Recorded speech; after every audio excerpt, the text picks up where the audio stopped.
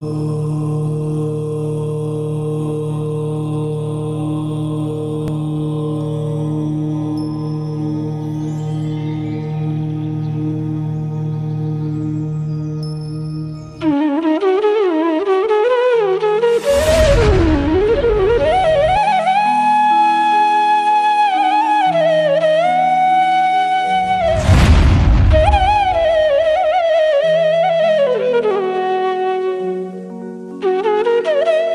सिद्धेभ्यः। ओम नमः सिद्धेभ्यः। ओम नमः सिद्धेभ्यः। सिद्धं शुद्धं पनमीय जिनिंदवर नेमि चंदम कलंकम गुणरयन भूषनुदयम् जीव सपरोवनम रोक्षम। बोलो देवादिदेव 1008 श्री श्री हंसनाथ भगवान की जय। देवादिदेव 1008 श्री नेमिनाथ भगवान की जय। सिद्धांत चक्रवर्ती आचार्य श्री नेमिचंद्राचार्य महामुनिराज की जय। संत शिरोमणि आचार्य गुरुवर विद्यासागर जी महामुनिराज की जय। विद्याकुल शिरोमणि आचार्य श्री समय सागर जी महामुनिराज की जय। श्रमण शिरोमणि निर्यापक महाश्रमण मुनि पुंगव श्री सुधा सागर जी महामुनिराज की जय। समस्त मुनि संघ की जय। कल की कक्षा में जो 14 पूर्व है, उन 14 पूर्वों में से प्रत्येक पूर्व के पदों का प्रमाण हमने समझा था। और एक दीदी का प्रश्न आया था, उन्होंने ये कहा कि आचार्य महाराज ने इतना यहाँ पर तामझाम क्यों बताया, सीधा सीधा प्रत्येक पूर्व और उसकी संख्या ही बता देते।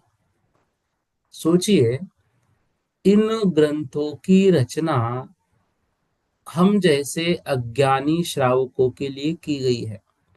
हम पंचम काल में, और पंचम काल में भी जब केवली या श्रुत केवली मुनि महाराज जी उस समय नहीं है, ऐसे काल में अभी जीवन जी रहे हैं जहाँ पे केवली श्रुत केवली कोई नहीं है। अब यहाँ पर ज्ञान के अंश का बहुत कम हमारे पास है। अब ऐसे जो श्रावक है वो याद कितनी गाथाएं करेंगे। मान लो ये यदि प्रत्येक गाथा को, प्रत्येक पूर्व को संख्या के माध्यम से लिखते तो लगभग एक गाथा में मात्र 4 ही पूर्व हो जाते। तो 4, 8 और 12, मतलब ये 3 और 4, 5 गाथाओं में पूर्ण वर्णन होता, जबकि यहाँ पर मात्र 2 ही गाथाओं में सब कुछ वर्णन पूर्ण हो रहा है। तो हमें भी याद करने में आसानी जाती है।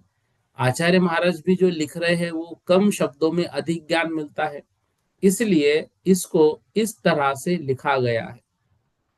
दूसरी बात, ये प्रत्येक सूत्र होते हैं, एक विधि होती है, ग्रंथों को लिखने की उस विधि के अनुसार लिखा जाता है।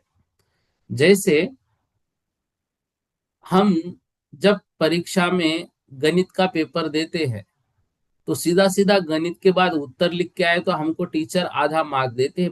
5 मार्क का प्रश्न है तो आधा मार्क, सीधा उत्तर लिखा तो क्यों, सीधा उत्तर ही तो आपको चाहिए ना, बाकी बीच का तामझाम क्यों आपको चाहिए भाई, वही तो जरूरी है। उसके अनुसार तो पता चलेगा कि आपने किन सूत्रों के अनुसार उसको हल किया है। इस तरह से ये इसके लिए है। देखिए, प्रत्येक गाथा, प्रत्येक शब्द बहुत सोच समझ के लिखा जाता है। आज आप सोचिए, इतने सालों बाद प्रत्येक अंग की संख्या हो, प्रत्येक पूर्व की संख्या हो, या फिर एकम इकट्ठी संख्या हो, उसका भागफल हो, सब कुछ कितने भी बड़े कैलकुलेटर में, कितने ही बड़े लैपटॉप कंप्यूटर आदि में, कितने ही बड़े एआई से इसको हल करे तो भी उत्तर बिल्कुल वही आ रहा है। सोचिए उस समय उनके पास क्या था। उसके बाद भी कहीं संख्या कम ज्यादा नहीं होती है। इन्हीं के नोट्स हम यदि अपने कॉपी में, अपने रजिस्टर में बनाएंगे तो कुछ आगे पीछे हम लिख सकते हैं देखकर भी।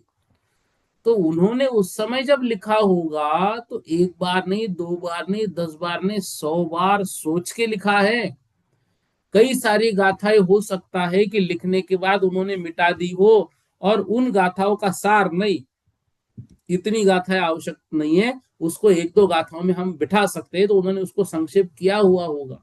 बहुत सोच समझ के लिखा है, इसलिए दीदी के प्रश्न को हम बुरा नहीं मान रहे, ठीक है ना, प्रश्न मन में आने चाहिए, ऐसा क्यों ऐसा क्यों, लेकिन यह भी चिंतन होना चाहिए जो भी किया होगा बड़े सोच समझ के किया होगा। यूं ही नहीं लिखा जाता है।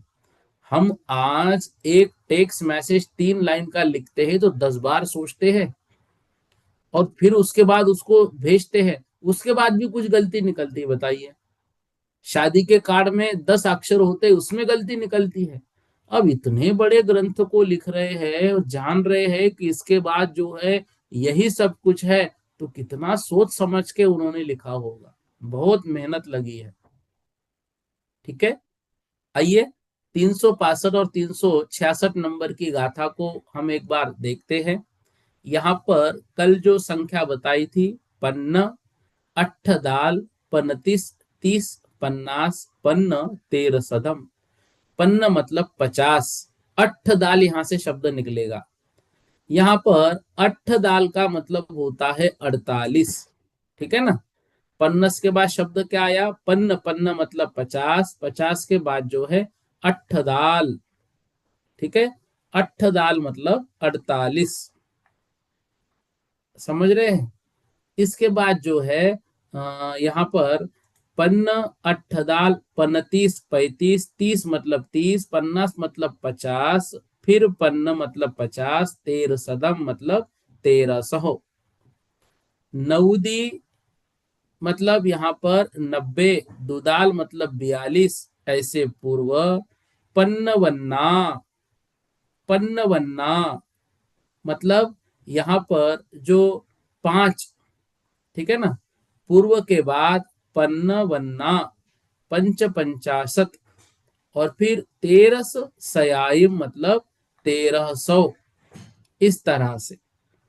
अब देखो, जो पहले पन्न दिया 50, फिर अट्ठ, ये अट्ठ दाल 48, फिर 35 मतलब 35, फिर 30, फिर जो है पनास मतलब 50, फिर पन्ना मतलब 50, फिर तेरह सदम मतलब 1300, फिर नौदी मतलब 90, दुदाल मतलब 42, फिर पूवे के बाद पन्न वन्ना मतलब पंच पंचाशत मतलब 55, फिर तेरस सयाइम मतलब 1300, 600 पन्नास, 600 मतलब 600, पन्नास मतलब 50, ठीक है, पन्ना साइम, फिर चौसय पन्नास मतलब 450, फिर छठा मतलब 625, विहि लखे ही दुगुनिया, मतलब विहि मतलब 2 लाख से इनको गुनिया गुणित करना है, 2 लाख से इनको गुणित करना है। फिर पांचवा जहां पूर्व होगा वहां रुऊन मतलब एक कम करना है, और छठा जहां पर पूर्व होगा वहां पे जो है 6 अधिक करना है। इस तरह से 6 अधिक करके उसको लिखना है। अब ऐसा करने पर प्रत्येक पूर्व के पदों का जो प्रमाण होगा वह प्रमाण हम कैसे करेंगे। अब ये जो संख्या दी गई है, इस संख्या के क्रम से हमने आपको कल होमवर्क दिया था कि 14 पूर्व के नाम एक साइड लिखने हैं, फिर 50, 48, 35, 30, 50, 50, 1300, 90, 42, 55, 1300, 650, 450 और 625, ऐसी संख्या लिख के रखनी है। बस इतना याद रखना है कि जो पांचवा होगा उसके आगे ब्रैकेट में -1, और छठा होगा उसमें +6, ऐसी संख्या करके रखनी है। फिर उसको गुणित 2 लाख ऐसा लिखना है, फिर इज इक्वल टू हमें उसकी संख्या निकालनी है। ठीक है, ये जो है ये कल की कक्षा में हमने विषय पढ़ा था। ऐसा करने पर जो संख्या निकलकर हमारे सामने आई थी, तो उत्पाद पूर्व की संख्या यहाँ पन्न दी मतलब 50 दी है, इसको 2 लाख से गुणित करने पर 1 करोड़। अग्रायनी पूर्व की 48 दी है, इसको 2 लाख से गुणित करने पर 96 लाख। वीर्य प्रवाद पूर्व की संख्या 35 दी है, इसको 2 लाख से गुणित करने पर 70 लाख। भाई 1 लाख से गुणित किया तो 35 लाख, 2 लाख से किया तो 70 लाख। अस्ति नास्ति प्रवाद पूर्व का 30 संख्या दी है, उसको 2 लाख से गुणित किया 60 लाख। ज्ञान प्रवाद पूर्व में हमने ब्रैकेट में लिख के रखा है -1, और संख्या इसकी 50 है। 50 को हमने 2 लाख से गुणित किया मतलब 1 करोड़ बनी, और उसमें से -1 मतलब 1 कम 1 करोड़ हम बोलेंगे, ठीक है ना। फिर सत्य प्रवाद 50 में हमने +6 लिख के रखा था, तो 2 लाख उसको गुणित किया तो 50 से 2 लाख गुणित 1 करोड़ 6। आत्म प्रवाद पूर्व की संख्या 1300 दी है, 2 लाख से गुणित किया 26 करोड़। कर्म प्रवाद पूर्व की संख्या 90 दी है, 2 लाख से गुणित किया तो इसको हम बोलेंगे 1 करोड़ 80 लाख। प्रत्याख्यान पूर्व की संख्या 42 दी है, 2 लाख से गुणित किया 42 दूनी 84, 84 लाख। विद्यानुवाद पूर्व की संख्या 55 दी है, इसको 2 लाख से गुणित किया तो 1 करोड़ 10 लाख, 55 दूनी 110 तो 1 करोड़ 10 लाख। कल्याण प्रवाद पूर्व की संख्या 1300 दी है, 2 लाख से गुणित किया 26 करोड़। प्राणवाद पूर्व की संख्या 650 दी है, 2 लाख से गुणित किया 13 करोड़। क्रिया विशाल पूर्व की संख्या 450 दी है, 2 लाख से गुणित किया 9 करोड़। त्रिलोक बिंदुसार पूर्व की संख्या 625 दी है, 2 लाख से गुणित किया 12 करोड़ 50 लाख। इस तरह से इसका हमें उत्तर समझना चाहिए, ठीक है। अब देखो, ऐसा करने पर प्रत्येक पूर्व पदों का जो प्रमाण होगा, वह प्रमाण यहाँ पर जो आपके सामने भावार्थ में दिया है, वही भावार्थ वाला विषय अभी हमने पढ़ा। तो प्रथम आचार अंग में किस तरह आचरण करे, किस तरह खड़ा हो, किस तरह बैठे, किस तरह शयन करे, किस तरह भाषण करे, किस तरह भोजन करे, किस तरह पाप का बंध न हो, और किस तरह से क्रियाओं के अन्य की तरह क्रियाओं का करने पर पाप बंध ना हो, ऐसे प्रश्नों का उत्तर दिया है। मतलब यत्न पूर्वक आचरण करना है, यत्न पूर्वक खड़े होना है, यत्न पूर्वक बैठना है, आदि सब वर्णन। एक दीदी ने उस दिन प्रश्न पूछा था कि हमने अंग का मतलब लिखा नहीं है सभी का, तो देखिए यहाँ पर खुद सब वर्णन आचार्य महाराज दे रहे हैं हमको अर्थ में। सूत्र कृतांग में ज्ञान विनय निर्विघ्न अध्ययन क्रिया का वर्णन। स्थानांग में संपूर्ण द्रव्य एक से लेकर उसके कितने विकल्प हो सकते हैं, वैसे उन विकल्पों के स्थानों का वर्णन। समवाय अंग में उन द्रव्यों के परस्पर किस किस धर्म की अपेक्षा से सादृश्य बताया है, वह समवाय अंग। व्याख्या प्रज्ञप्ति में प्रत्येक अंग में जीव है या नहीं, वक्तव्य अव्यक्तव्य का वर्णन। फिर जो छठे नाथ धर्म कथा या ज्ञातृ धर्म कथा अंग में वस्तुओं के स्वभाव का वर्णन, तीर्थंकरों का महत्व, दिव्य ध्वनि का समय, 10 धर्मों का वर्णन, गंधर्व इंद्र चक्रवर्ती आदि का वर्णन। उपासकाध्ययन में उपासकों की मतलब श्रावकों की 11 प्रतिमाओं से संबंधित शील आचार, दूसरे क्रियाकांड आदि का वर्णन। अंतकृत दशांग में प्रत्येक तीर्थंकर के तीर्थ में 10-10 मुनि के 4-4 प्रकार का जो उपसर्ग सहन करके संसार के अंतर को प्राप्त हुए, उनका वर्णन। अनुत्तरोपादिक दशांग में प्रत्येक तीर्थंकर काल में या प्रत्येक तीर्थंकर के तीर्थ में होने वाले उन 10-10 मुनियों का वर्णन है, जो घोर उपसर्ग सहन करके कहां पर उत्पन्न होते हैं, वो विजय वैजयंत आदि अनुत्तर विमानों में उत्पन्न होते हैं। प्रश्न व्याकरण अंग में जो अनेक प्रकार के प्रश्न गंधर्व तीर्थंकरों को करते हैं, उन सभी प्रश्नों का उत्तर यहाँ पर दिया गया है। विपाक सूत्र अंग में द्रव्य क्षेत्र काल भाव के अनुसार शुभाशुभ कर्मों की तीव्र मंद मध्यम आदि प्रकार की चर्चा। दृष्टिवाद अंग में 363 मिथ्या मतों का वर्णन और उनका निराकरण। दृष्टिवाद अंग के 5 भेद किए, परिकर्म सूत्र, प्रथमानुयोग, पूर्वगत और चूलिका। तो प्रथम भेद परिकर्म में गणित के करण सूत्रों का वर्णन है। फिर इसके 5 भेद है, चंद्र प्रज्ञप्ति, सूर्य प्रज्ञप्ति, जम्बूद्वीप प्रज्ञप्ति, द्वीपसार प्रज्ञप्ति, व्याख्या प्रज्ञप्ति। चंद्र प्रज्ञप्ति में चंद्रमा संबंधी विमान, आयु, वृद्धिगमन आदि का वर्णन है। सूर्य प्रज्ञप्ति में सूर्य संबंधी आयु, परिवार, गमन, ग्रहण आदि का वर्णन है। जम्बूद्वीप प्रज्ञप्ति में जम्बूद्वीप से संबंधित मेरु, कुलाचल आदि का वर्णन है। फिर द्वीप सागर प्रज्ञप्ति में असंख्यात द्वीप और समुद्रों का स्वरूप उसका वर्णन है। व्याख्या प्रज्ञप्ति में रूपी आरूपी जीव आजीव द्रव्य का वर्णन है। और इस तरह से दृष्टिवाद के दूसरे भेद में सूत्र में 363 मिथ्याओं का पूर्व लक्ष्य पूर्वक निराकरण है। तीसरे भेद प्रथमानुयोग में 63 शलाका पुरुषों का वर्णन है। चौथे भेद पूर्व के 14 भेद है, उनमें से किस किस विषय का वर्णन है यह संक्षेप में क्रम से बताते हैं। उत्पाद पूर्व में प्रत्येक द्रव्य के उत्पाद व्यय द्रव्य और उनके संयोगी धर्मों का वर्णन किया गया है।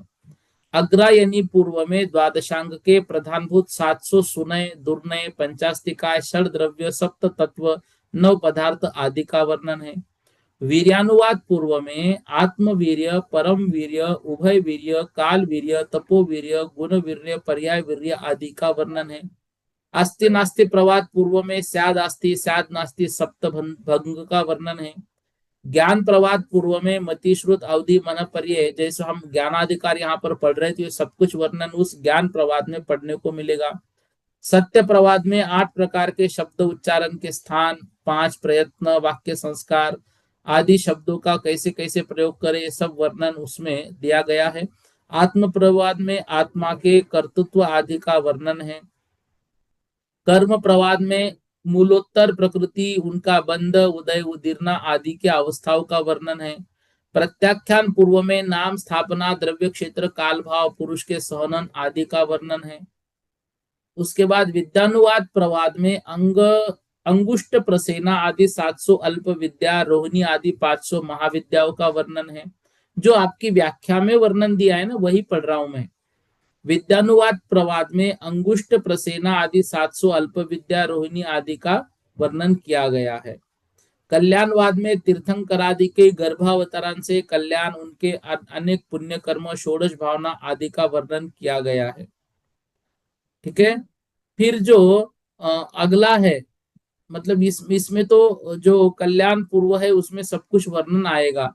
फिर त्रिलोक बिंदुसार में लोक का स्वरूप 36 परिक्रम 8 व्यवहार आदि का वर्णन है। दृष्टिवाद नामक 12वें अंग का 5वां भेद चूलिका है, उसके 5 भेद है, जलगता स्थलगता मायागता आकाशगता रूपगता। इनमें से जलगता में जलगमन अग्निस्तंभन अग्निभक्षण अग्नि का आसन अग्नि प्रवेश आदि के मंत्र तंत्र तपश्चर्या आदि का वर्णन है। स्थलगता में मेरु कुलाचल भूमि आदि में प्रवेश शीघ्र गमन आदि के कारण मंत्र तंत्र आदि का वर्णन है। मायागता में इंद्रजाल संबंधी मंत्रादि का वर्णन है। आकाशगता में आकाश गमन के कारण मंत्र तंत्र आदि का वर्णन है। रूपगता में सिंहादिक अनेक प्रकार के रूप बनाने के कारणभूत मंत्रादि का वर्णन है। ये आप जो है इसको एक बार ध्यान से पढ़ना, तो संपूर्ण अंगों का वर्णन, संपूर्ण उन अंगों के बाद उनके भेद प्रभेद फिर पूर्व का जो वर्णन है ये सामान्य रूप से आपको समझ में आ जाएगा। यहां तक किसी को कुछ प्रश्न है क्या? फिर हम अगली 2 गाथाएं पढ़ेंगे अंग बाह्य श्रुत के भेद। किसी के कुछ प्रश्न हो तो पूछिए। हाँ कुमकुम जी जैन बोलिए। जय जी भैया जी। भैया जी, जो अभी आपने जो 365 गाथा कराई थी ना, तो आपने कहा था कि पांचवा जो है उसमें एक कम करना है, छठे में 6 जमा करना है। हम्म। तो ये इसमें श्लोक में किस में आया ये चीज? श्लोक में आइए ना, अभी तो अर्थ बताया था। हाँ। आप किन थोड़ा सा ध्यान, मुझे ऐसा लग रहा है कम करते हैं। मैं पढ़ाते ध्यान से समय पूरा सुनते देखो हूँ। ऐसा नहीं। आपको देखो, जो 366 नंबर की गाथा है, उस अच्छा उसमें। 366 नंबर की गाथा के अंतिम 4 शब्द देखो। अच्छा पंचम उसमें। रून छुदा छट्टे। अच्छा अच्छा पंचम अच्छा मतलब समझ। 5वें में, रू मतलब एक कम एक करना कम। है, छदुदा अच्छा। मतलब 6 युक्त करने छट्टे में। ठीक है। अच्छा, दूसरी चीज ये पूछ रहे थे कि जब विजयानुवाद पूर्व है, ये ना एक बार महाराज जी प्रवचन दे तो उन्होंने कहा था कि जो स्थूलबल आचार्य हुए, उन्होंने ना सिंह का रूप बना लिया था। कि रूप तो ये रूप बनाने वाला है, केवल या दृष्टिवाद में जो रूप बनाने वाला वो वाला रूप होता है? नहीं, उसमें कुछ नहीं। देखो ये तो थोड़ा बहुत आगे पीछे रहेगा, एक तो सामान्य से वर्णन है, वास्तविकता तो अंग देखे किसने है, ठीक है ना, इसलिए उसकी कोई अच्छा। टेंशन नहीं है। ठीक है। उसमें और दूसरा जैसे ये ना, ये चंद्र विमान का आपने बताया, ये चंद्र मतलब प्रकृति, तो इसमें जो मतलब जैसे देवताओं की संख्या वगैरह, तो अभी भी हमारे पास शास्त्र मात्र, जबकि हमारे पास पूरा वर्णन तो नहीं है। तो इसमें इससे भी ज्यादा वर्णन है, मतलब जैसे इससे भी ज्यादा वर्णन होगा कि बिल्कुल चंद्र मतलब बिल्कुल, कितनी, ज्यादा वर्णन है ही उसमें, कोई दिक्कत नहीं उसमें तो। जो वर्णन हमारे पास है उससे कोई बहुत हाँ ज्यादा होगा बिल्कुल ये चंद्र बिल्कुल, का। ज्यादा वर्णन है। तो ठीक है। धन्यवाद धन्यवाद भैया जी। सरोज दीदी जी जैन बोलिए।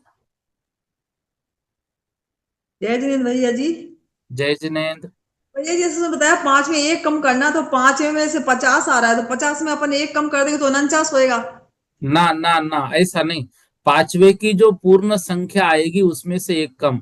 50 को 2 लाख से गुणित अच्छा करने पर अच्छा। 1 करोड़ होगा, उसमें से एक हाँ। कम करना है।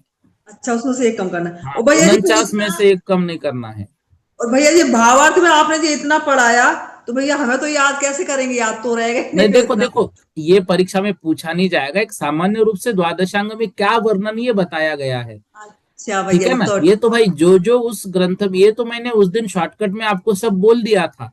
हाँ लेकिन बोला एक था। दीदी ने प्रश्न पूछा था कि भाई हम कुछ लिख नहीं पाए, तो मैंने उनको बोला था ग्रंथ में आगे आगे आएगा। तो इसलिए जो अच्छा। यहाँ पे लिखा हुआ है आपको बताया, आपके ग्रंथ में सब कुछ वर्णन है। फिर भी जो हाँ मैं भैया। नोट्स बना रहा हूँ ना, उसमें ये शॉर्टकट दो दो लाइन में सबका मैं लिख रहा हूँ अलग से। वो नोट्स भी अच्छा आपको जल्दी मिल जाएंगे। ठीक है भैया जी। हाँ, तो भैया जी इतना याद नहीं होता, इतना नहीं लिख पाएंगे भैया जी हमारे तो। कोई बात नहीं, देखो ये तो हमको भी थोड़ा थोड़ा पूरा याद होता है, ऐसा कुछ नहीं है। ये तो जितना हो सके उतनी अच्छी बात है भाई। एक काम करना है, कभी भी हम लोग क्या करते थे जब गुरुजी पढ़ाते थे ना, तो जो हाँ अंग का नाम है, उस हाँ। अंग के नाम से उस वर्णन में जितना वर्णन आता है उतना हम याद करते थे, ताकि नाम से वो बात याद हो जाए। जैसे अच्छा। आचार अंग है, आचार अंग हाँ में क्या होगा भाई, आचार का वर्णन होगा। आचार हाँ। मतलब क्या, कैसे उठना है, कैसे बैठना है, मतलब वहां पर यत्नाचार प्रवृत्ति कैसी होनी चाहिए, वही वर्णन। उसके विषय में हम 3 4 लाइन लिख सकते हैं। समझ रहे हैं ना। तो जो अच्छा भैया। नाम से अर्थ निकलता है उतना याद करिए, फिर हमें अलग से कोई चीज याद करने की आवश्यकता नहीं है। सूत्र कृतांग है भाई, उसमें सूत्रों का वर्णन है। सूत्र किसके होंगे, तो जो भी जम्बू द्वीप आदि वगैरह होंगे उनको सूत्र के माध्यम से बताया जाएगा, वो सूत्र वर्णन। समझ रहे हैं। ठीक है भैया जी। हाँ। ठीक है भैया, जय जिनेन्द्र। जय जैन। सुलेखा दीदी जी जैन बोलिए। जय जैन भैया जी। जय जिनेन्द्र। भैया जी, ये अभी क्लास जो ये कब डलेंगी? हमने शुरू की भी अटेंड नहीं की थी, बीच में कुछ की थी और अभी हम शिखर जी चले गए थे तो फिर अटेंड हाँ, नहीं की डले हमने। डलेगी डलेगी, अभी आ गई मेरे पास, आज ही आ गई है। लेकिन उसमें क्या है, 2 3 दिन वो क्लाउड पे रिकॉर्डिंग हुई थी, मतलब मेरे लैपटॉप में रिकॉर्ड हुई है वो। तो उसको मैं जी उनके पास भेजूंगा एक बार भैया के पास, तो वो ऐड करके मैं आपको भेज दूंगा। जी भैया आएगी और जी। रिकॉर्ड हो रही है सब कुछ, उसकी चिंता मत कीजिएगा, ठीक है। जी भैया जी, जय जैन भैया जी। जय जिने। अर्चना दीदी जी जैन बोलिए।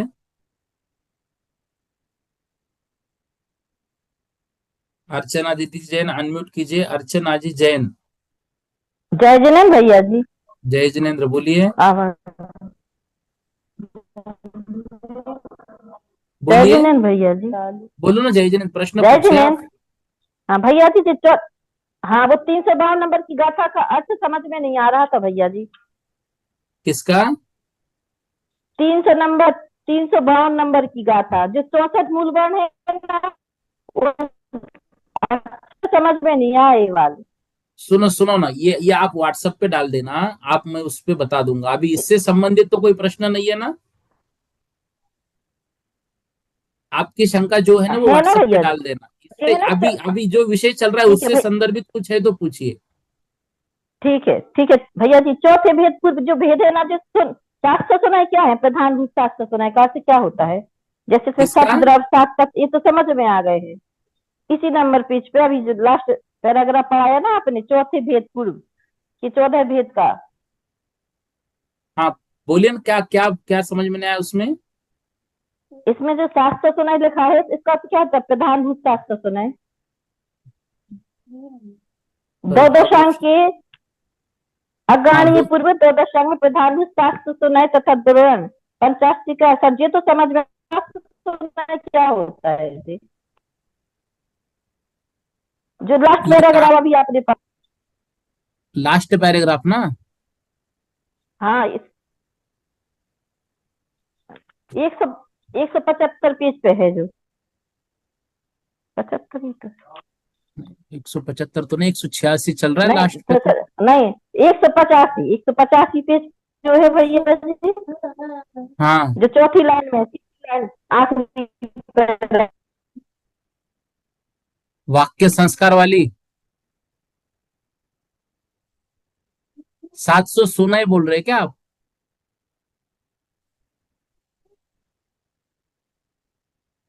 पता नहीं क्या।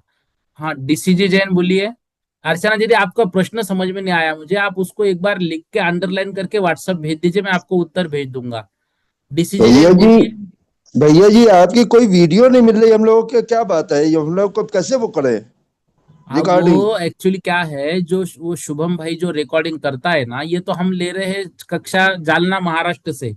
वो रिकॉर्डिंग सांगानेर में होती है, उन्होंने लिंक कल बनाई है, उसमें कुछ कक्षाएं अपलोड होना बाकी है, इसलिए मैं आपको नहीं भेज रहा हूँ। वो अभी कल पूरा हो जाएगा तो कल मैं भेज दूंगा ग्रुप पर।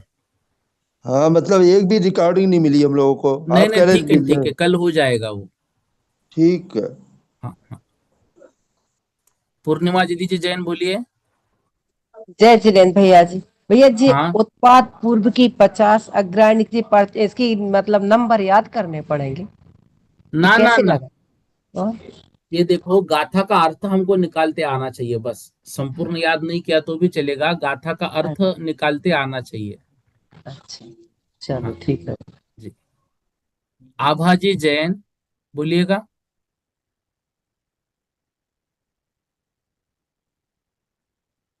आभाजी जैन अनम्यूट कीजिए। वीना जी जैन बोलिए, वीना जी जैन। भैया जी जय जिनेन्द्र। भैया जी, जो जय। मैंने कल लिख के डाला था वो मेरा सही था? हाँ, बराबर है बराबर है। ठीक है, सही है। पर बिल्कुल भैया जी बिल्कुल। पर भैया जी मुझे इनके अर्थ निकालने नहीं आ रहे।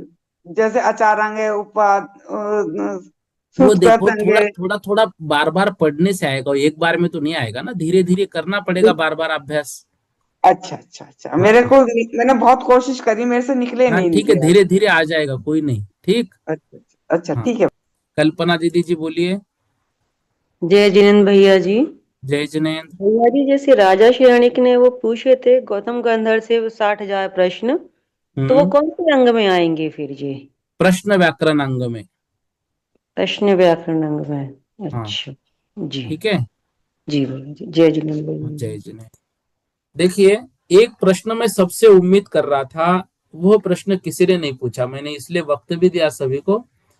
मैं ये चाह रहा था कि आप ये पूछे कि वर्तमान में इसमें से कौन सा अंग हमारे पास उपलब्ध है, कौन सा अंग यहाँ पर है, कोई बता सकता है?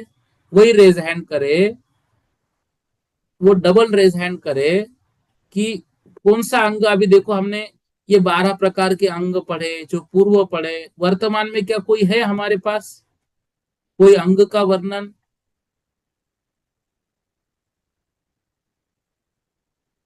पूर्णिमा दीदी जी आप बोलिए। पूर्णिमा दीदी जी, हाँ बोलो।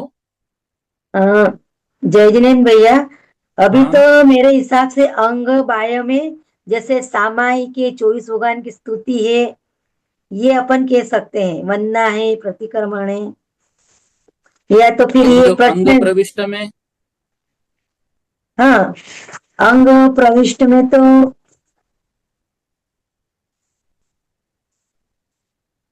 अस्थि नास्ति का भी है ना, सप्तभंग का भी वर्णन आता है अपने। वर्णन तो सब है अपने पास, अब आचार अंग में क्या, श्रावकाचार में सब है। श्रावक के आचरण का वर्णन है, मुनि महाराज जी के आचरण का वर्णन है क्या नहीं अपने पास उपलब्ध? हाँ, है ना, एक जम्बूद्वीप आदि है। का वर्णन है, तो हम क्या माने? अपने को श्रद्धान करना है उस पे। नहीं, मैं ये प्रश्न, देखो ये प्रश्न आप सबसे मुझे उम्मीद थी, अब मैं आप लोगों से प्रश्न पूछ रहा हूं कि इन आचार अंग आदि अंगों में से वर्तमान में हमारे पास कौन से अंग है, क्योंकि ये वर्णन तो बहुत सारा हमारे पास उपलब्ध है।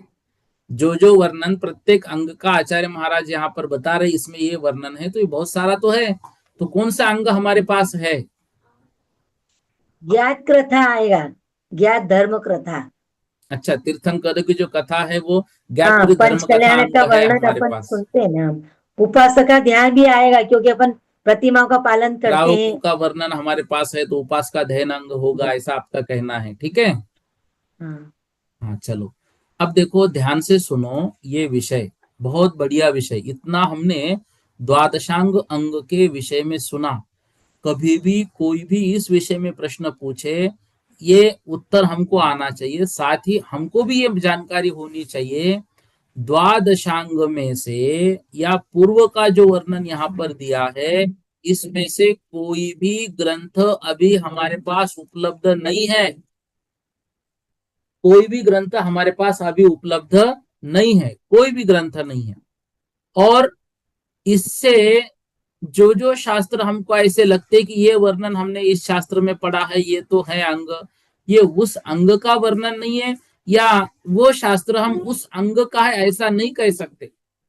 जैसे उपासकाध्ययन में शास्त्रों के मतलब श्रावकों के आचरण का वर्णन है, और जो हमारे पास श्रावकाचार उपलब्ध है, तो जो हमारे पास श्रावकाचार उपलब्ध है, जो हमारे पास श्रावकाचार उपलब्ध है, तो हम उनको ये नहीं कह सकते कि उपासकाध्ययनांग में से ये एक है, ऐसा हम बिल्कुल नहीं कह सकते।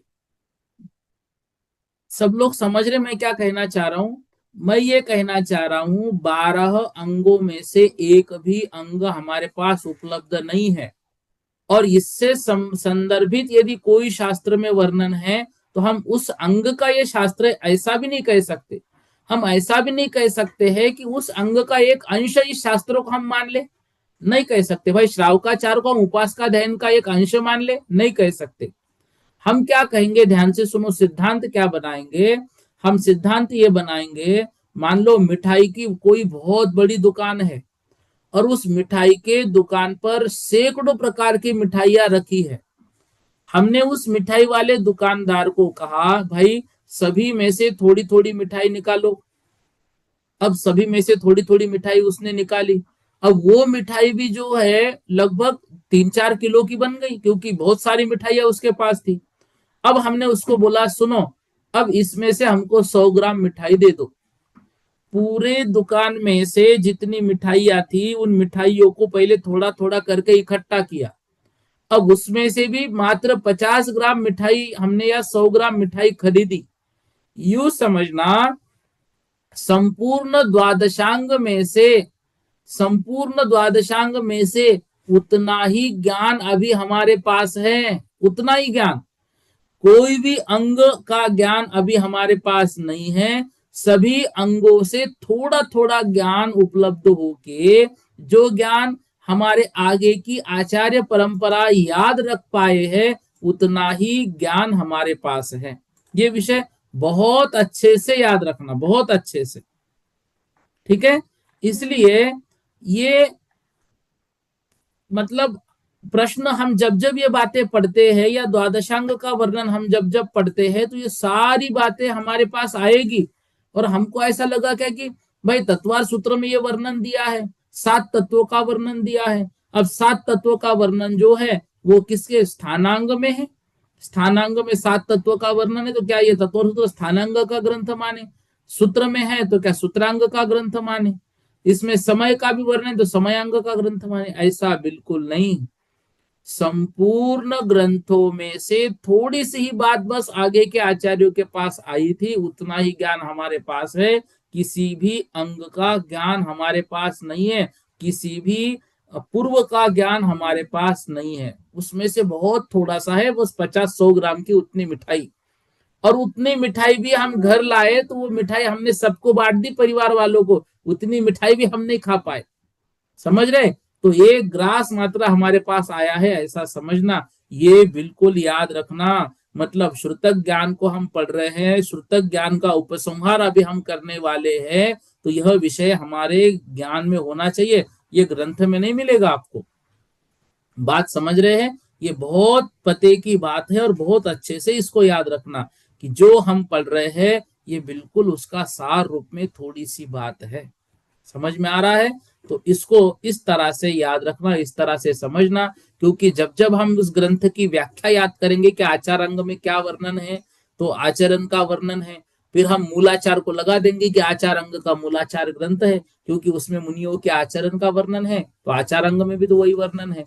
तो हम ऐसा मतलब हमारी भ्रांति कहीं ऐसी ना हो जाए कि आचार अंग का मूलाचार है।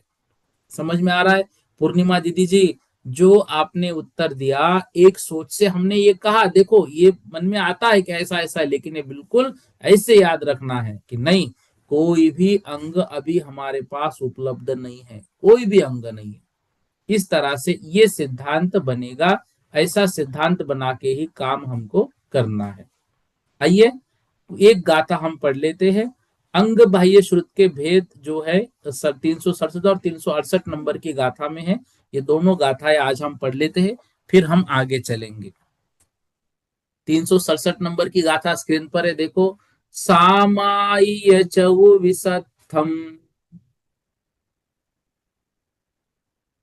विसत्थयम ऐसा बोलना है। सामाय चौ विसत्थयम तदो वंदना पड़ी कमणम,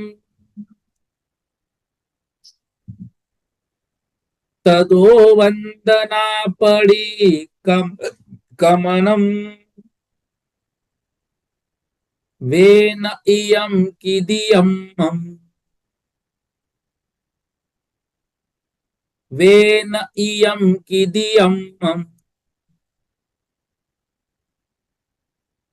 दशवेयालं च उत्तराध्ययनम्,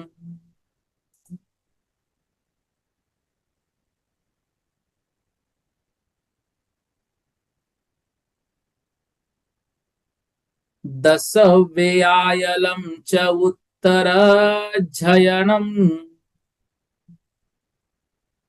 एक गाथा और करेंगे। कप्प व्यवहार कप्पा, कप्प व्यवहार कप्पा, कप्पियमः कप्पियं च पुंडरीयम्, कप्पियमः कप्पियं च पुंडरीयम्, महपुंडरीय निशिः, महपुंडरीय निशिः, यमिति चोदशमंगबाहिरयम्, यमिति चोदशमंगबाहिरयम्। एक साथ बोलेंगे। सामाय चौ विसत्थयम् तदो वंदना पड़ी कमणम्, वेन इयं किदियम् दशवेयालं च उत्तराध्ययनम्। कप्प व्यवहार कप्पा, कप्पियमः कप्पियं च पुंडरीयम्, महपुंडरीय निशिः, यमिति चोदशमंगबाहिरयम्। अब देखो, अंग प्रविष्ट के द्वादशांग के अंगों का वर्णन हमको बताया। अब ये जो 12वां अंग है उसी में पूर्व आदि का वर्णन भी आया है। मतलब अंग प्रविष्ट और जो पूर्व है उनका वर्णन कैसे है, कितने में है, उनके नाम क्या है, उनके अंदर वर्णन क्या है, ये अभी हमने पढ़ा। अब अंग बाह्य श्रुत के जो ज्ञान है उस अंग बाह्य श्रुत के विषय में हमको बता रहे हैं। अब देखो, पहला दिया सामायिक, मतलब सामायिक। चौविसथयम, 24 मतलब चतुर्विंशति जो तीर्थंकर है उनका स्तवन। वंदना, उसके बाद वंदना। परिकमनम मतलब प्रतिक्रमण। वेनय्यम मतलब वेनयिक। किदियम्मम, किदि मतलब कृति, यम्मम मतलब कर्म, तो कृति कर्म। दशवेयालम मतलब 10 वैकालिक। उत्तराध्ययनम मतलब उत्तराध्ययन। कप्प व्यवहार मतलब कल्प व्यवहार। फिर कप्पा कप्पिय मतलब कल्प्या कल्प। फिर महाकप्पियम मतलब महाकल्प्य। फिर पुंडरियम मतलब पुंडरिक, महापुंडरियम मतलब महापुंडरिक, निषिद्ध निसीह मिधि मतलब निशीय, मिधि मतलब निषिद्धिका, मिधि मतलब इतने ही, चौदस मतलब 14, अंग मतलब अंग, बाहिरम मतलब बाहिर के, अंग बाह्य के भेद। पुनः एक बार देखो, सामायिक मतलब सामायिक, 24 चतुर्विंशति, थयम मतलब उनका स्तवन, वंदना, परिक्रमणम मतलब परिक्रमण, वेनय्य मतलब वैनयिक, किदिकर्मम मतलब कृतिकर्म, दस वेयालम मतलब 10 वैकालिक, उत्तराध्ययनम मतलब उत्तराध्ययन, कप्प व्यवहार मतलब कर्प व्यवहार, कल्प्याकल्प मतलब कल्प्याकल्प, महाकप्य मतलब महाकल्प्य, पुंडरीय मतलब पुंडरीक, महापुंडरीय मतलब महापुंडरीक और निषिद्धिका, ये अंग बाह्य श्रुत के 14 भेद होते हैं। ये अंग बाह्य जो श्रुत है, उस अंग बाह्य श्रुत के ये इस तरह से 14 प्रकार के भेद होते हैं। इसमें सामायिक जो है वह नाम, स्थापना, द्रव्य, क्षेत्र और काल भाव, इन 6 भेदों के द्वारा समता भाव का विधान किया जाता है। चतुर्विंशति स्तवन में त्रिकाल के 24 तीर्थंकरों के नाम, संस्थान, उत्सेद, पंच महाकल्याणक, 34 अतिशय आदि का स्वरूप बताया जाता है। वंदना किन्हीं एक तीर्थंकर संबंधी या उनके आधार से जिनालय संबंधी वंदना का वर्णन।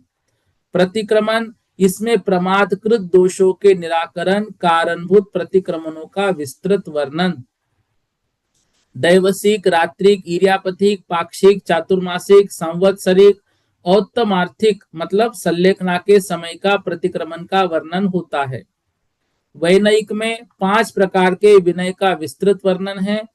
ये वैनयिक मतलब वैनयिक मिथ्या दृष्टि वाले नहीं, ये वैनयिक मतलब ज्ञान विनय, दर्शन विनय, चारित्र विनय, तप विनय, उपचार विनय, ऐसे 5 प्रकार के विनय का विस्तृत वर्णन इसमें है।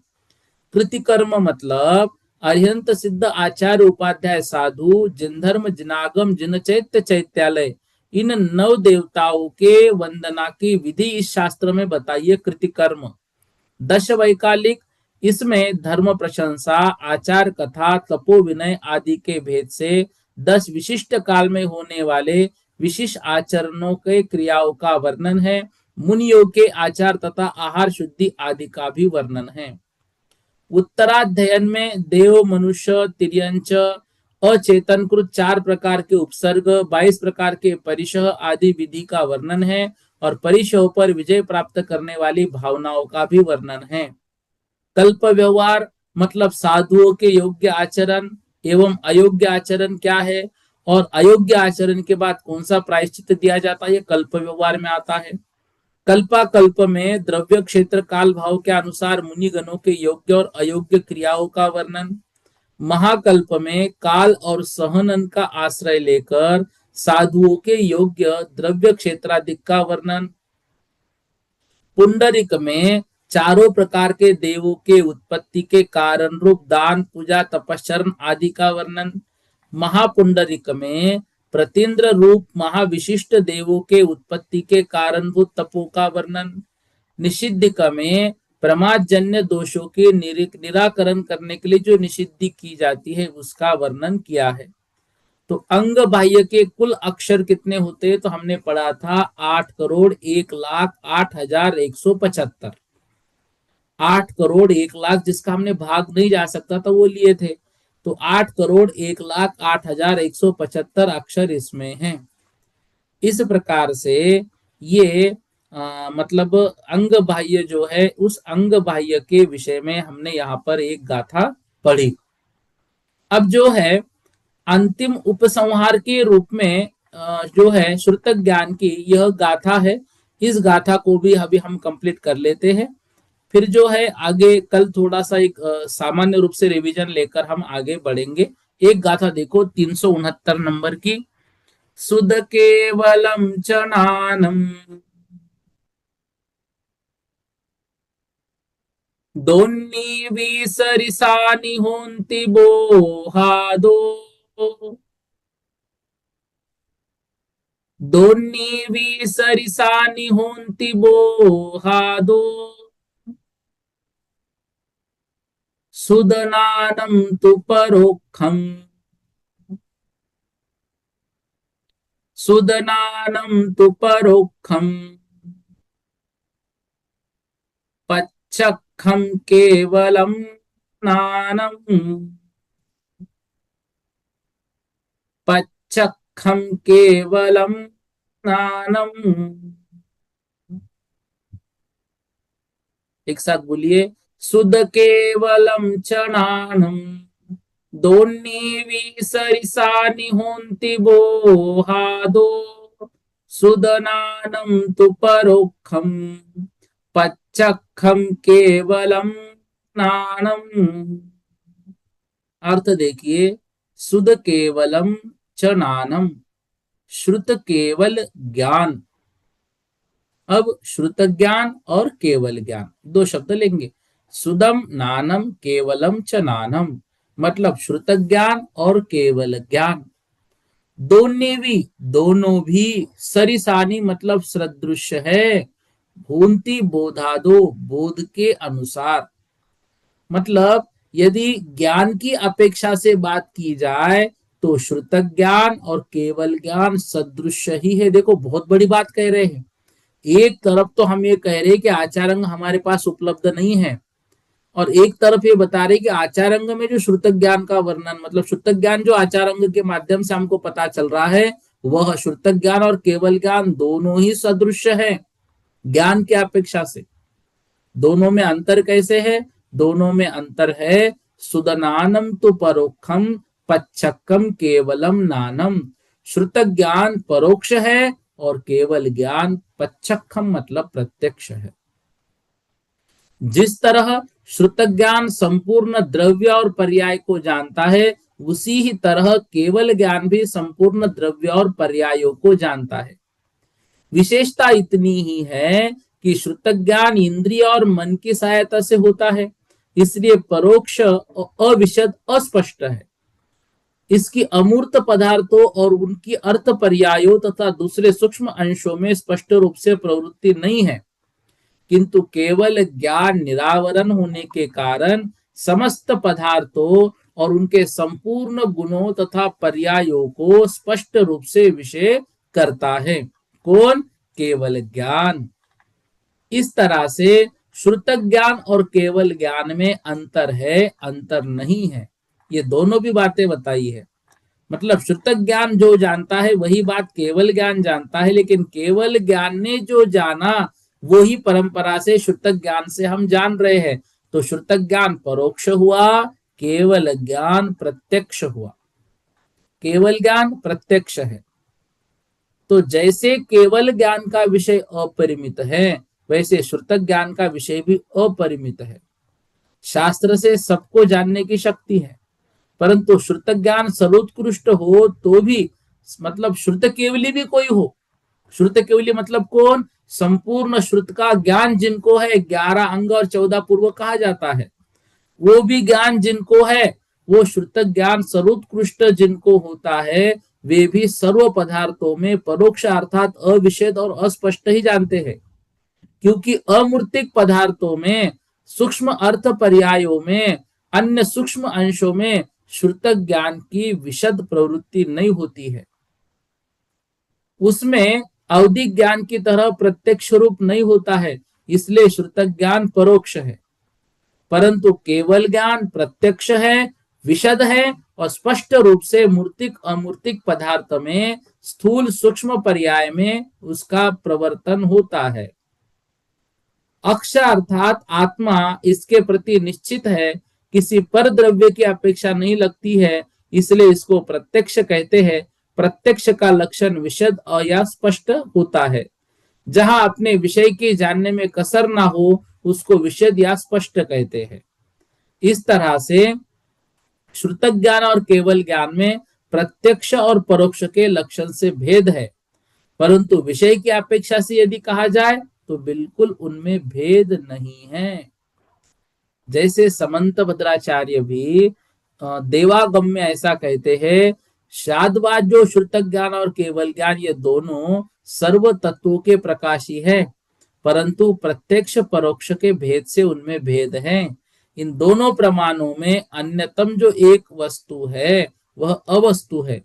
एक का अभाव मानने पर दोनों का अभाव या विनाश होता है। इस तरह से हमें समझना है। तो केवल ज्ञान के माध्यम से ही जो आगे ज्ञान बढ़ रहा है वो श्रुतक ज्ञान से हमको मिल रहा है, ऐसा हमको समझना है। तो श्रुतक ज्ञान के पदार्थ के स्थूल अंश को ही जानता है, लेकिन केवल ज्ञान स्थूल और सूक्ष्म दोनों को जानता है। श्रुतक ज्ञान द्रव्य की कुछ पर्यायों को जानता है, केवल ज्ञान अनंत पर्यायों को जानता है। अमूर्त पदार्थों में यह मर्यादित ज्ञान है, लेकिन केवल ज्ञान मूर्त अमूर्त सभी पदार्थों में है, उसमें कोई भी मर्यादा नहीं है। ज्ञान की अपेक्षा श्रुतक ज्ञान और केवल ज्ञान में भली सादृश्यता है, परंतु श्रुतक ज्ञान परोक्ष है और केवल ज्ञान प्रत्यक्ष है, इतना ही इसका सार है। इस तरह से श्रुतक ज्ञान के विषय में संपूर्ण जानकारी आचार्य महाराज ने यहाँ पर हमको बताई। पर्याय ज्ञान से हमने शुरू किया था। पर्याय, पर्याय समास, अक्षर अक्षर समास, पद पद समास, ऐसा लेकर वस्तु पूर्व आदि को लेकर के प्रत्येक का वर्णन, प्रत्येक के अंगों का वर्णन, प्रत्येक के पदों का वर्णन, ये पद निकाले कैसे जाते हैं, इन सभी बातों को विस्तार से यहाँ पर हमने पढ़ा। इस श्रुतक ज्ञान के सारभूत कल जो है कल की कक्षा हम पढ़ेंगे, फिर हम परसों से अवधिक ज्ञान के ओर चलेंगे। ठीक है ना। ये श्रुतक ज्ञान का बहुत ही सुंदर वर्णन है और श्रुतक ज्ञान का इस वर्णन को हमें अच्छी तरह से याद करना है। मतलब कम से कम गाथा का अर्थ रूप जो विषय है उतना तो भी हमको अच्छे से और स्पष्ट रूप से याद होना चाहिए। और बहुत शीघ्र ही हम मतिक ज्ञान और श्रुतक ज्ञान पर आधारित एक परीक्षा आपकी लेने वाले हैं। हम आपको उसकी कल्पना अभी से दे रहे हैं। मतलब आने वाले रविवार या सोमवार को ये परीक्षा होगी। आप बिल्कुल अच्छे से तैयारी करके रखिए। जहां से हमने गाथा का प्रारंभ किया था 298 नंबर से लेकर 369 नंबर की गाथाओं तक एक पेपर आपका होगा, जिसकी आपको तैयारी करनी है और शीघ्र ही वो पेपर आपका लिया जाएगा। ठीक है, उसकी तैयारी आप करके रखिएगा। 2 पेपर आपके हुए थे, दोनों पेपरों के उत्तरों को आप लिखिए। बहुत लोग मुझे बोलते भैया आप उत्तर पत्रिका भेजिए, मैं भेजूंगा, लेकिन मेरी भेजने की आपका आवश्यकता क्या है? प्रश्न ग्रंथ से पूछे हैं, ग्रंथ में आप उस विषय में देखकर लिखिए, एक उत्तर पत्रिका आपके पास बनाकर रखिए। कुछ चीजें अब हमको खुद करनी है ताकि हमारा अध्ययन हो सके। तो मति ज्ञान और श्रुतक ज्ञान पर आधारित रविवार को या सोमवार को आपकी परीक्षा होगी, उसकी तैयारी आप करके रखिएगा। इतना आज पढ़ लेते हैं, बाकी कल की कक्षा में लेंगे। जिनके कुछ प्रश्न और भी बचे हो, वैसे आज सभी को मौका दिया गया था क्योंकि श्रुतक ज्ञान का यहाँ पर उपसंहार हो रहा था। फिर भी किसी का प्रश्न बचा हो, 1-2 दीदी का आवाज नहीं आई तो उनका प्रश्न रह गया है, तो आप व्हाट्सएप पर भेज दीजिए। इतना कर लेते हैं। बोधि समाधि परिणाम विशुद्धि स्वात्मोपलब्धि शोषोक्य सिद्धि चिंतामणिम चिंतित वस्तुदानिम त्वामंदे मानस्य ममास्तु देवी।